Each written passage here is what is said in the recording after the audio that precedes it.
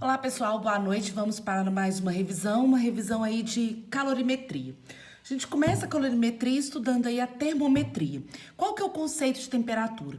Temperatura está relacionado com o grau de agitação média das moléculas. Quanto mais agitadas estiverem as moléculas, maior vai ser a sua temperatura.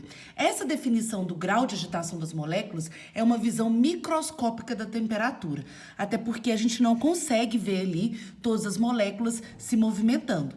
Mas a temperatura também, ela tem uma concepção, uma visão macroscópica, que está relacionado com a sensação de quente e frio.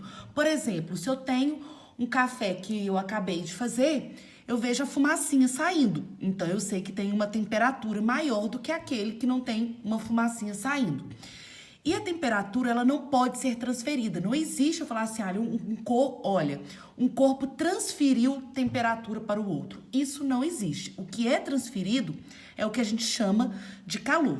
Nós vimos 3 escalas termométricas: Celsius, Kelvin e Fahrenheit. Existe essa equação que relaciona as 3. TC sobre 5, TK menos 273 sobre 5, TF menos 32 sobre 9. Aí você utiliza essa equação para transformar uma temperatura em outra. Fahrenheit dificilmente aparece mais o Celsius e Kelvin. E Kelvin é a escala absoluta, é a escala que a gente utiliza no sistema internacional.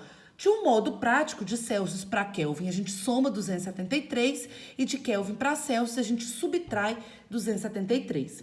A gente não fala em temperatura máxima, mas existe uma temperatura mínima, qual a gente chama de zero absoluto.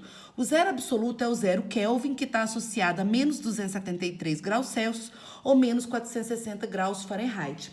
Essa temperatura, ela é inatingível. A gente não consegue chegar nesse valor de temperatura. Então, com isso, não existe nenhuma temperatura abaixo do zero absoluto.